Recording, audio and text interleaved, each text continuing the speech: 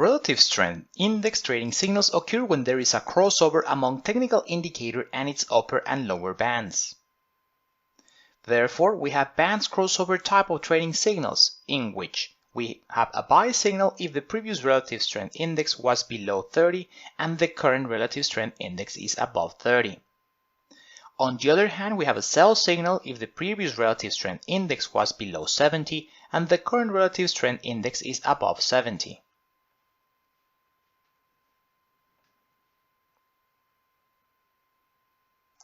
Stochastic oscillator trading signals occur when there is a crossover among technical indicator and its upper and lower bands.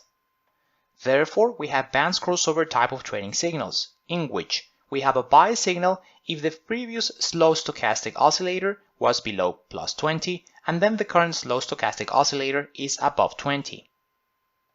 On the other hand, we have a sell signal if the previous slow stochastic was below 80 and the current slow stochastic is above 80.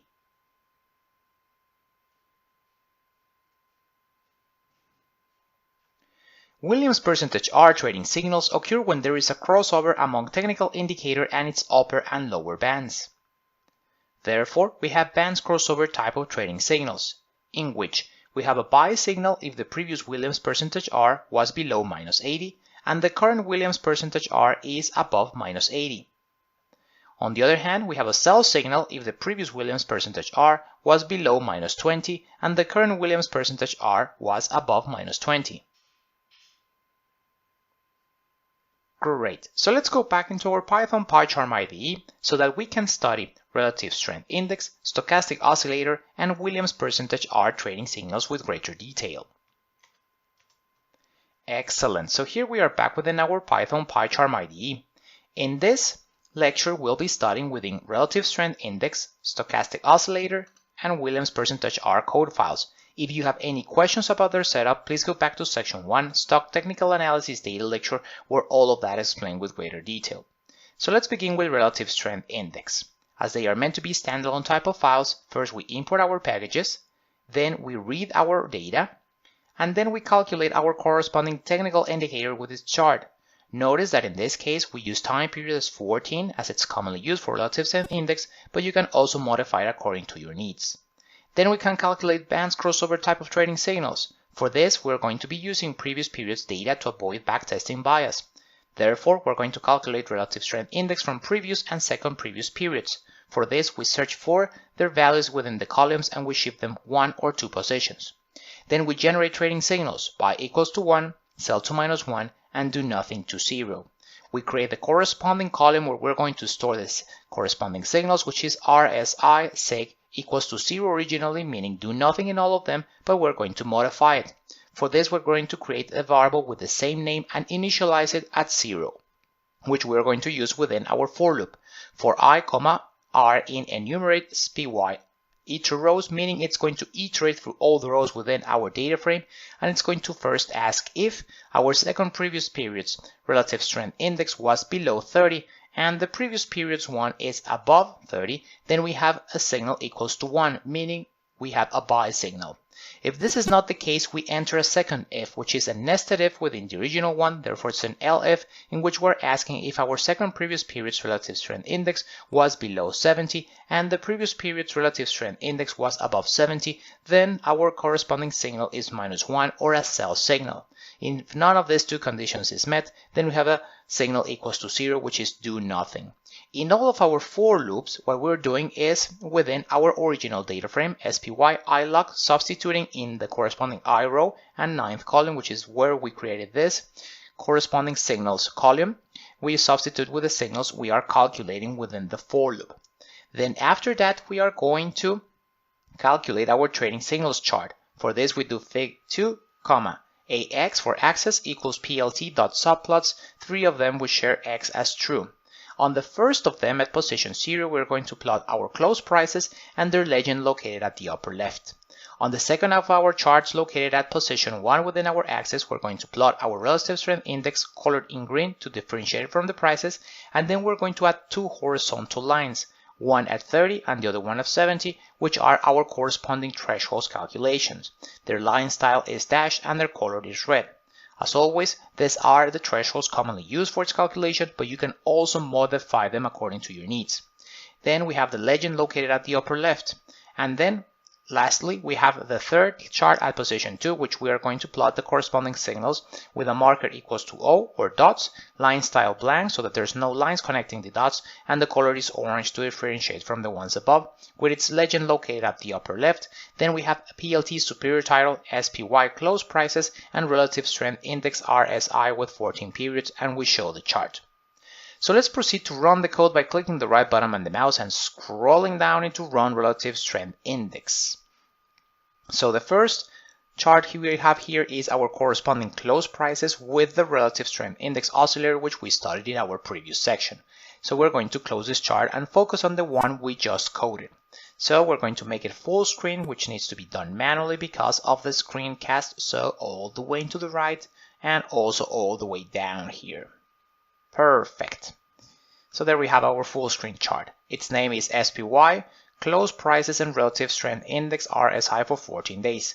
Top chart is our close prices with a blue solid line. Then we have our technical indicator, which is our RSI or relative strength index oscillator with the corresponding thresholds, lower and upper. And then we have the corresponding trading signals. 1 is buy, 0 do nothing, -1 sell, and as we can see, they share the horizontal axis of dates at the beginning of 2016 all the way into the beginning of 2017. So let's zoom to this part where we have our corresponding signals. We do so by clicking on the zoom part and selecting the area we want to zoom in right over here. So as mentioned in the corresponding slides, whenever our relative strength index went from below to above the lower threshold at 30, then we had a buy signal which was implemented 2 days later from when it's observed. Then, on the other hand, whenever we see that the relative strength index crosses from below to above the upper threshold of 70, then we have the corresponding sell signal. Again, if you focus on the bottom left hand corner right here and you use your mouse pointer, you can see the precise values of the lines or thresholds within the chart. To zoom back, you do it this way. So let's close the chart here, and we're going to also close the other 2 charts which we'll study later on. Excellent. So let's continue with our next technical indicator, which is our stochastic oscillator, by double-clicking in its code file.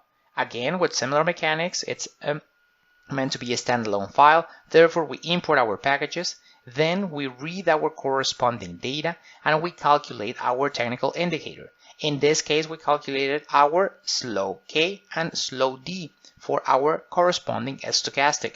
So our slow K was that first smoothing, and the slow D is that second smoothing, which is the one we'll focus on for our corresponding trading signals. As you might remember, the parameters we gave was that fast K period of 14 days, the slow K smoothing of 3, and the MA type for this slow K as 0, which is simple moving average, and also the periods for that slow D, which is that second smoothing, 3 periods, and the MA type 0, which is another simple moving average. Again, these are the parameters commonly used for this technical indicator, but you can also modify them according to your needs. So after the chart here, we are going to scroll down to our bands crossover type of trading signals. Again, we calculate previous periods data to avoid backtesting bias. Then we generate our trading signals buy equals 1, sell -1, do nothing 0, with the corresponding column and the variable which we use within our for loop. In this case, we're asking if our second previous period slow D was less than 20 and previous period's slow D was greater than 20, then we have a buy signal. If not, we enter that nested if, in which we ask if our second previous period slow D was less than 80 and the previous period's slow D was greater than 80, then we have -1, which is a sell signal. If none of these 2 conditions is met, then we have 0, which is do nothing, and we are updating our original data frame in all this for loop. Then we're doing our corresponding trading signals chart, in which we have 3 subplots which share an x-axis. The first of our charts is our close prices with the legend located at the upper left. Then the second at position 1 is our slow K, colored in red and with a dashed line style, slow D, colored in green, and then we have 2 horizontal lines at 20 and 80, both of them dashed colored in orange, with the legend located at the upper left.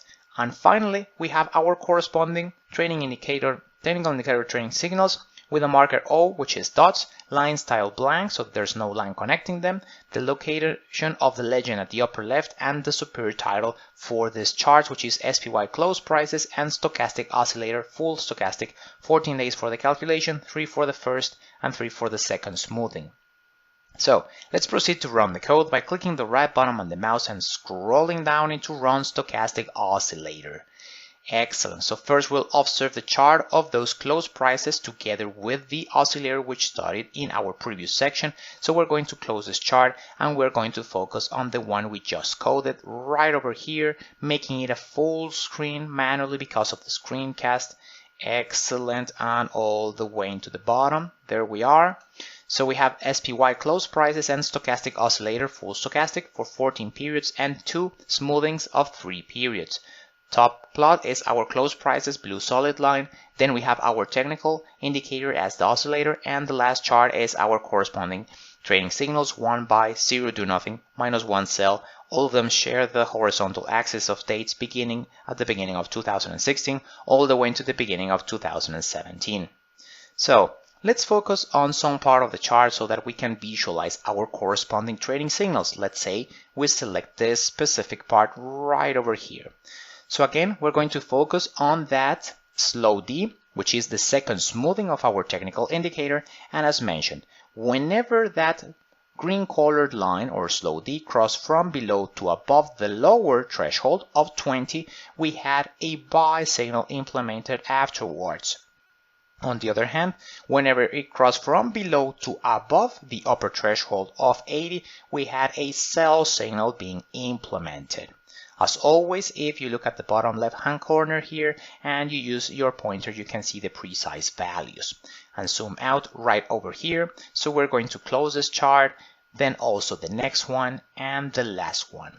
Excellent. So let's go into the last of our technical indicators. This is the last of our single indicators with leading type of technical ones, which is Williams percentage R right over here. So again, similar mechanics. These are standalone type of files. So first of all, we import our packages, then we read our corresponding data. Next, we calculate technical indicator with its chart.